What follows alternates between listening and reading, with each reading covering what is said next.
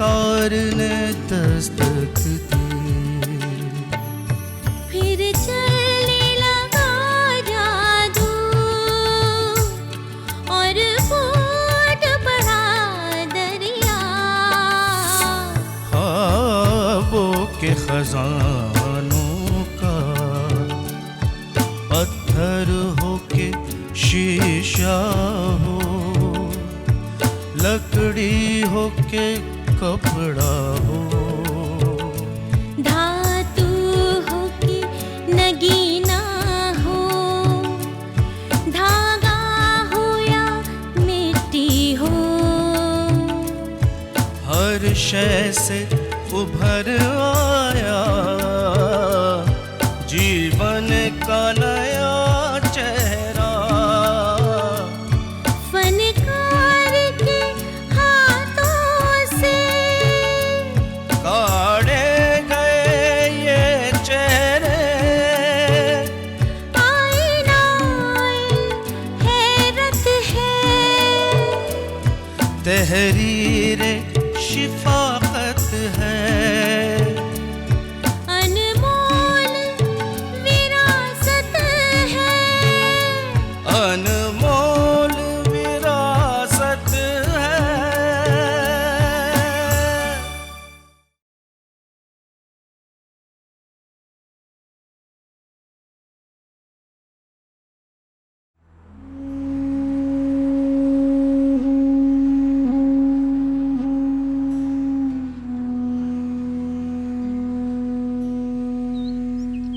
ऊंचे पहाड़ों पर कोंडापल्ली किला 14वीं सदी में तामीर किया गया, जिस पर मुगलों से पहले विजयनगर के कृष्णदेव राय की हुकूमत थी। राजा कृष्णदेव राय ने अपनी हुकूमत में फन और फनकारों को बेहद फरोख्त दिया। मैं जब भी आर्ट और क्राफ्ट के गलियारों से बाहर निकलती हूँ तो याद आती है पगडंडियाँ, जहाँ से चलकर ये हुनर हमारे पास पहुँचे हैं। ये पगडंडियाँ हमें ले जाती हैं फ़न और हुनर की उन जड़ों तक जो आज भी जदीद ज़िंदगी की भाग दौड़ से बेहद दूर हैं। ये वक्त को गुजरते देखती तो हैं, लेकिन अपने आप में सिमटी रहती हैं। मैं जब भी इन पगडंडियों पर चलती हूँ तो ऐसा लगता है कि मानो वक्त ठहर सा गया है और मैं वक्त की उंगली छुड़ाकर पीछे चली जाती हूँ। पीछे लौटते वक्त याद आते हैं खिलौने, रंग बिरंगे खिलौने, मेलों हाट बाज़ारों में मिलने वाले खिलौने, लकड़ी के खिलौने, मिट्टी के खिलौने, वो खिलौने जो दादी नानियाँ कपड़ों की कतरनों से अपने हाथों से बनाया करती थी, वो खिलौने जो मेरी अम्मी के पिटारे में हैं। मेरी अम्मी की पिटारी मेरे लिए किसी म्यूजियम की तरह थी, जो पिटारी सिर्फ खास मौक़ों पर खुला करती थी। एक बार जब अम्मी की पिटारी खुली तो मैंने उनसे बहुत जिद की कि अम्मी मुझे ऐसे ही खिलौने चाहिए। तो अम्मी ने बोला कि रूही बेटा, अब पता नहीं ये खिलौने बनते भी हैं या नहीं, न जाने कौन से गांव के हैं। मैंने उसी दिन सोच लिया था कि मैं इस दस्तकारी के बारे में पता लगाऊंगी और मुझे खुशकिस्मती से ये मौका भी मिल गया, एक ऐसे इदारे से वाबस्ता होकर जो इस दस्तकारी को जिंदा रखने के लिए काम कर रहा है। और आज मैं खड़ी हूँ कोंडापल्ली के किले में और हम यहाँ से तय करेंगे सफ़र कोंडापल्ली गांव का, कोंडापल्ली के खिलौनों के लिए। तो चलिए हमारे साथ ज़रा पता लगाते हैं उनके बारे में। राजा ने सदियों पहले राजस्थान के लकड़ी के खिलौने बनाने वाले कुछ कारीगरों को अपनी हुकूमत में बसाया था।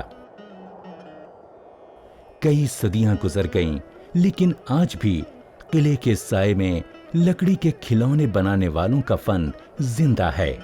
कोंडापल्ली किले से देखें तो कोंडापल्ली देहात पहाड़ों की गोद में बसा छोटा सा देहात है, जो कोंडापल्ली खिलौनों के लिए बेहद मशहूर है, जिन्हें यहाँ की जबान में कोंडापल्ली बोमालू कहते हैं।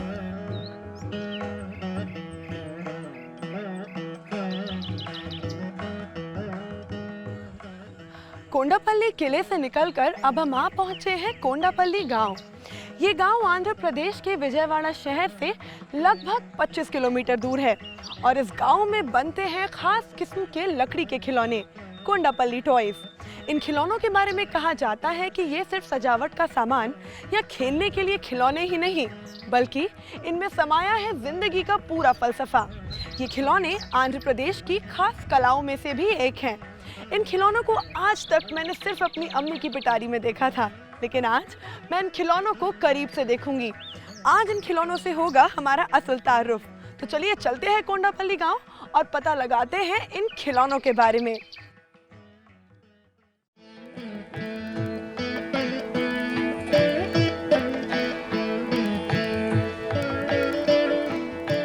हमारा मौजू और मिशन है कोंडापल्ली के खिलौनों के बारे में जानना कि किस तरह बनाए जाते हैं ये दिलकश खिलौने।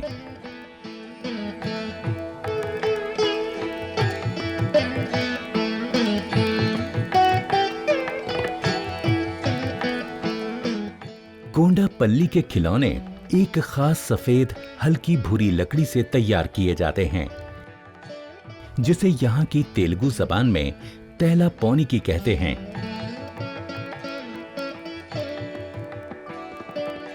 इस लकड़ी के दरख्त आसपास की वादियों में उगते हैं। यहाँ कारीगर ने अपने कारखाने के बाहर बड़े प्यार से इस दरख्त को पाला है। खिलौने बनाने के लिए लकड़ी के लट्ठों को बड़े छोटे टुकड़ों में काटा जाता है और हस्बे जरूरत तनों को चीरकर फट्टों में भी काटा जाता है। तैला पौनी की लकड़ी हल्की और नर्म होती है, जिसे तराशना बेहद आसान होता है।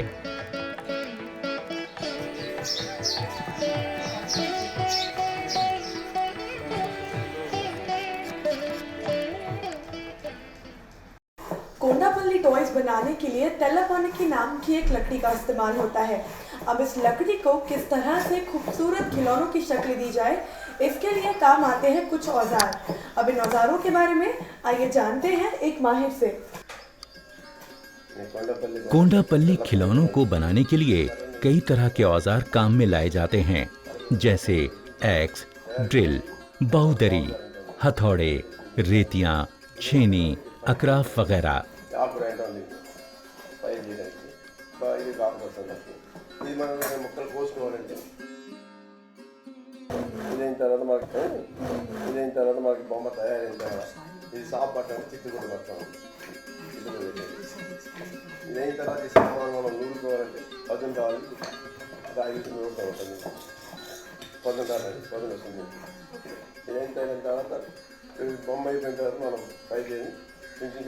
इस तरह से हम खिलौने बनाते हैं।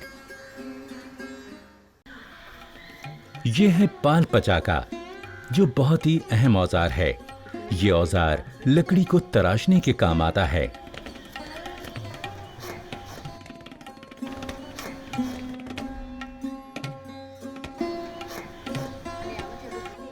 कोंडापल्ली खिलौनों को बनाने का काम कई मराहिल में पूरा होता है। हम सिलसिलेवार खिलौनों को बनाना सीखेंगे।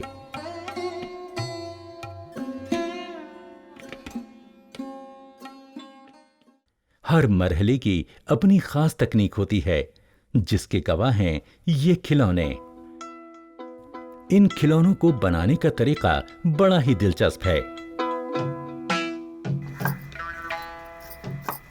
खिलौने बनाने के लिए सबसे पहले लकड़ी को तैयार किया जाता है।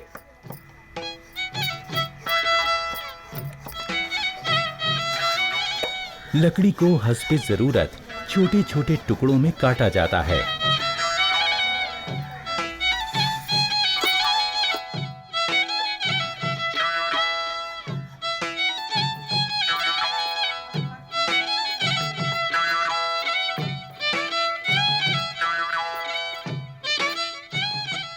इसके बाद लकड़ी को छीलकर रंदे से घिस लिया जाता है। घिसने से ये लकड़ी चिकनी हो जाती है। इसके बाद जिस तरह का भी खिलौना बनाना हो, उसके मुताबिक लकड़ी के अलग अलग टुकड़े कर लिए जाते हैं।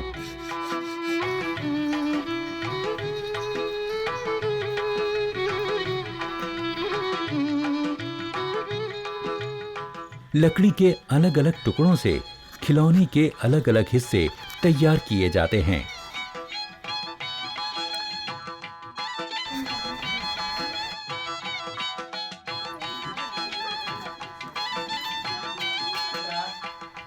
लकड़ी के टुकड़ों को जाली के चौखटे में रखकर सुलगते बुरादे की गर्माहट से हल्का हल्का तपाया जाता है। फन के माहिरीन मानते हैं कि इस तरतीब से लकड़ी की नमी तो दूर होती ही है, साथ ही लकड़ी तराशने के लिए और भी बेहतर हो जाती है।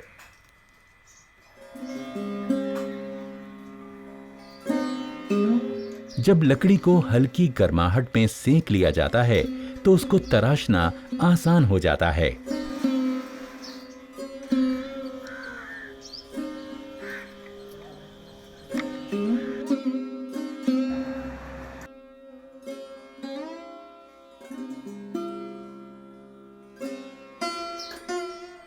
तराशने का काम पाल पचाका से किया जाता है, जो फनकार का अहम साथी है।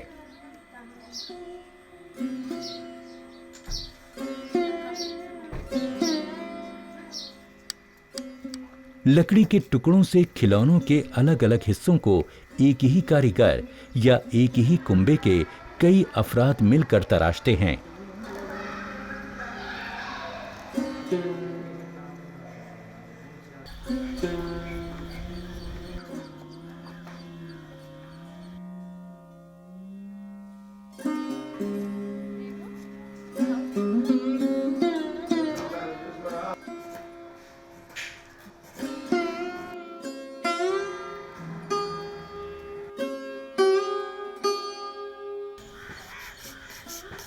तराशे गए हिस्सों को बड़ी एहतियात से रंदे रेती की मदद से मुख्तलिफ शक्लों में ढाला जाता है।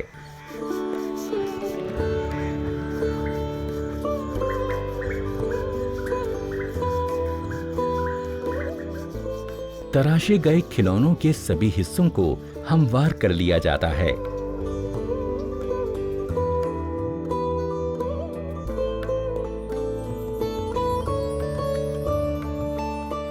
जब खिलौने के सभी हिस्से बन जाएं, तो उन्हें एक खास तरह की गोंद से जोड़ दिया जाता है। ये गोंद इमली के बीजों से पिसे आटे, जिसे यहाँ की जबान में मक्कू कहते हैं, और महीन बुरादे को मिलाकर बनाई जाती है। इमली के बीजों का आटा और बुरादे को पानी में डालकर पकाया जाता है। जब ये घोल दही जैसा गाढ़ा हो जाए तो बहुत बढ़िया किस्म की लुख्ती तैयार हो जाती है।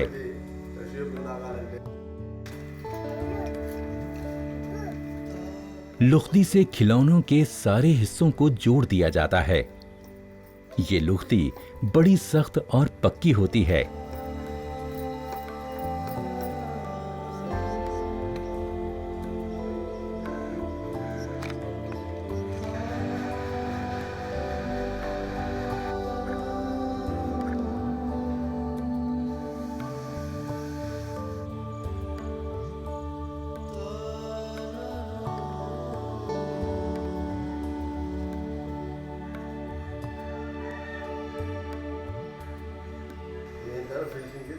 जो फिनिशिंग खिलौनों को औजारों से नहीं दी जा सकती, इसके लिए भी लुख्ती का ही इस्तेमाल किया जाता है। इसकी मदद से खिलौनों को हस्बे जरूरत संवारा जाता है।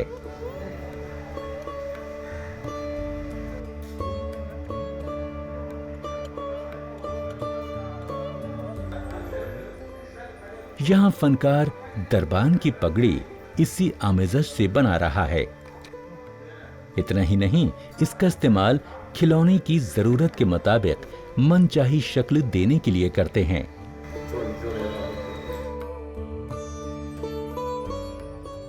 चाहे वो कंधों की गोलाई हो या फिर हाथी का जिस्म वगैरह।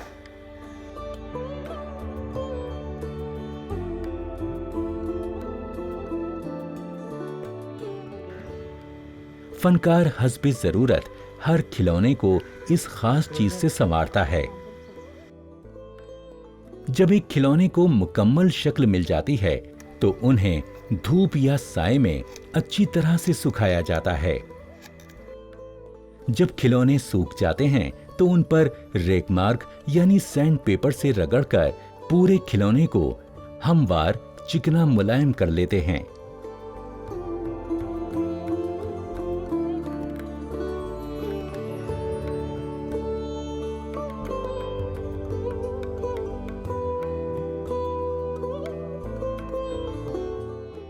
कभी कभी मजबूती के लिए महीन कपड़ा और अखबार के टुकड़ों को भी खिलौनों पर चिपकाया जाता है।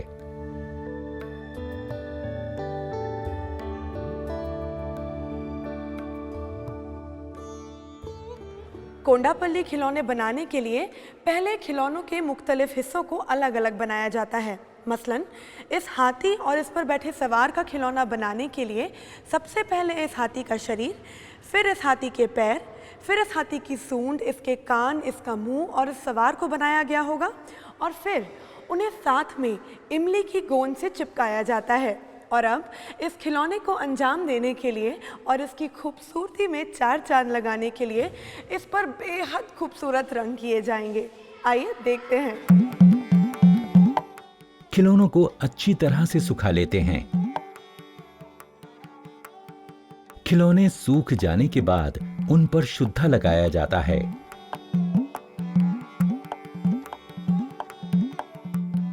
दरअसल ये चूने का पानी होता है।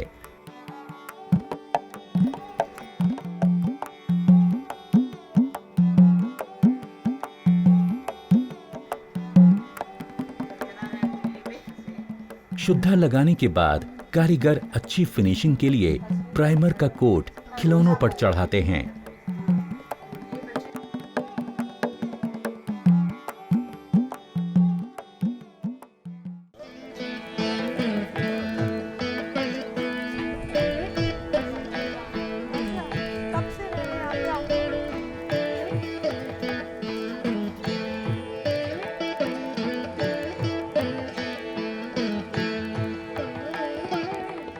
खिलौने बनाने के आखिरी मरहले में खिलौनों को बड़े ध्यान और खूबसूरती से पेंट किया जाता है, रंगा जाता है।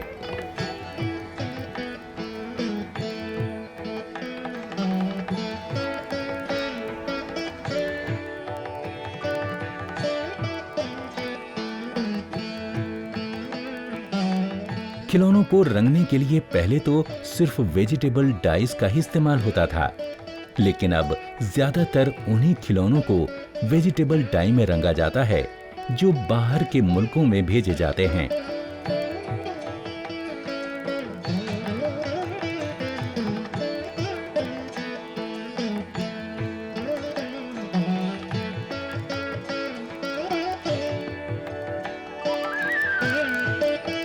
वेजिटेबल डाइस के अलावा ऑयल पेंट के रंगों से भी खिलौनों को रंगा जाता है। खास मौकों जैसे दिवाली, दशहरा पर ये कारीगर एनिमल पेंट का भी इस्तेमाल करते हैं।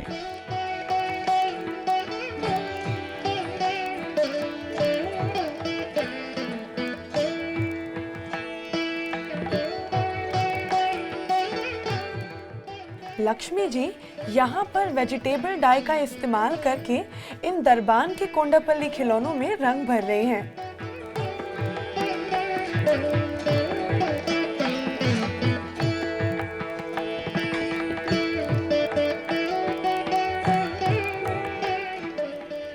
कोंडापल्ली में औरतें पेंटिंग का काम ज्यादा करती हैं। इनके हाथों की हुनरमंदी वाकई काबिले तारीफ है।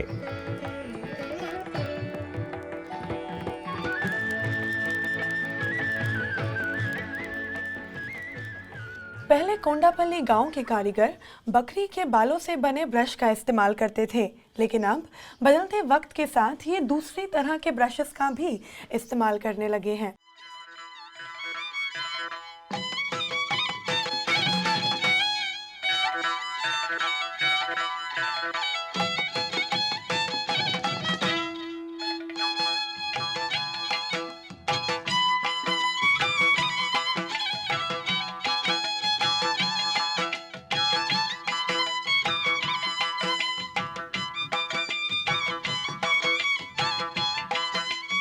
पेंटिंग में तासुरात यानी एक्सप्रेशंस और डिजाइनों का खास ख्याल रखा जाता है।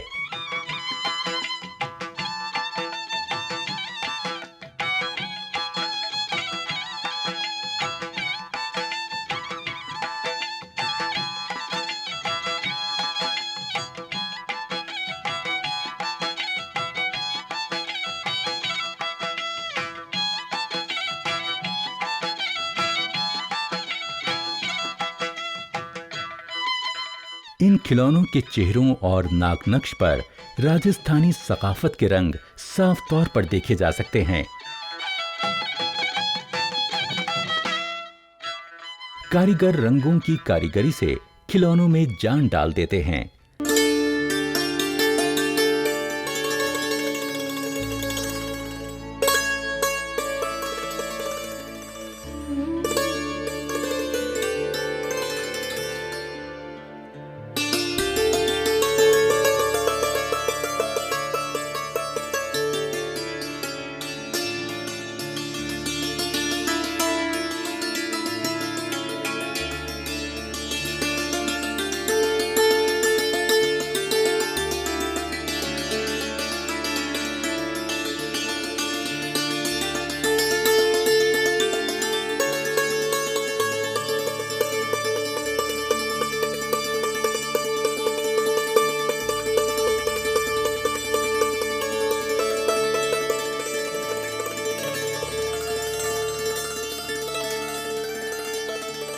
मैं खिलौने बनाती हूँ।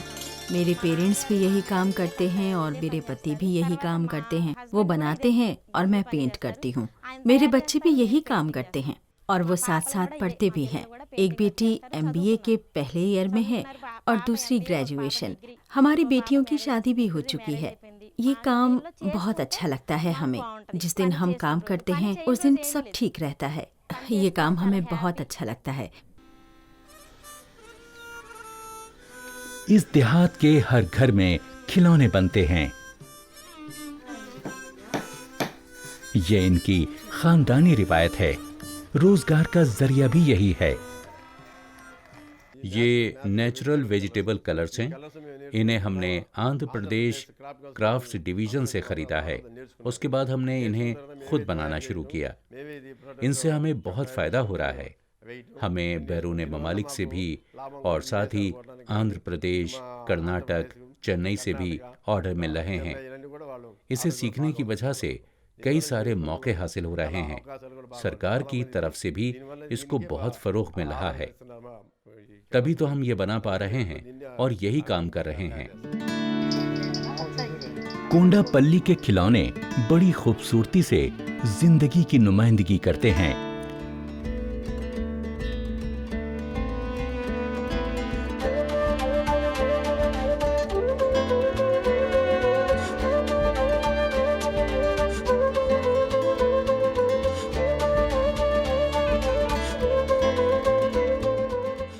इन खिलौनों की खास बात यह है कि इनकी थीम लोक कहानियों से ली जाती है और यहाँ तक कि देवमाला की कहानियों से भी।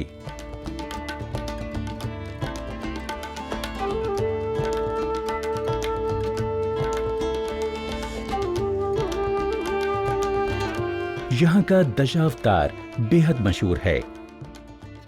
ये विष्णु के 10 रूप दिखाता है।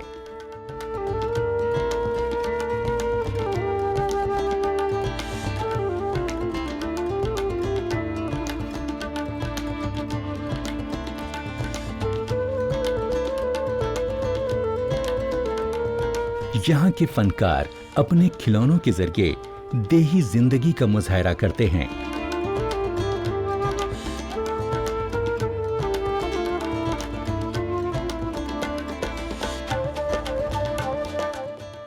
ये कारीगर बारीकी पर बेहद ज्यादा ध्यान देते हैं।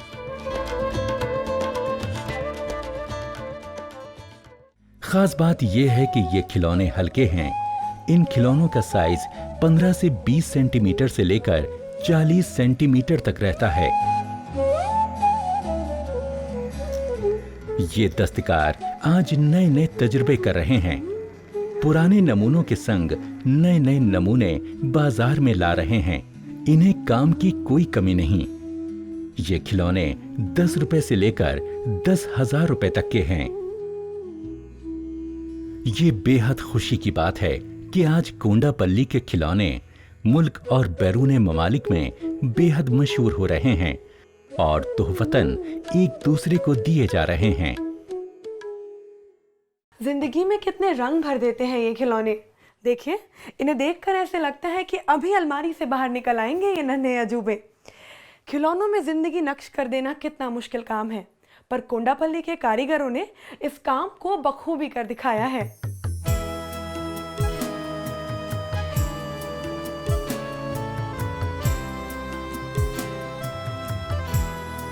हमें आवाज देती है ये सदियों की विरासत, हमें आवाज देती है। कोंडापल्ली खिलौने सिर्फ आराइशी मसनुआत के तौर पर ही इस्तेमाल नहीं होते, बल्कि इसमें छिपी है भारत की बुलंद सकाफत और विरासत की खुशबू, जिस पर हम सभी को नाज है।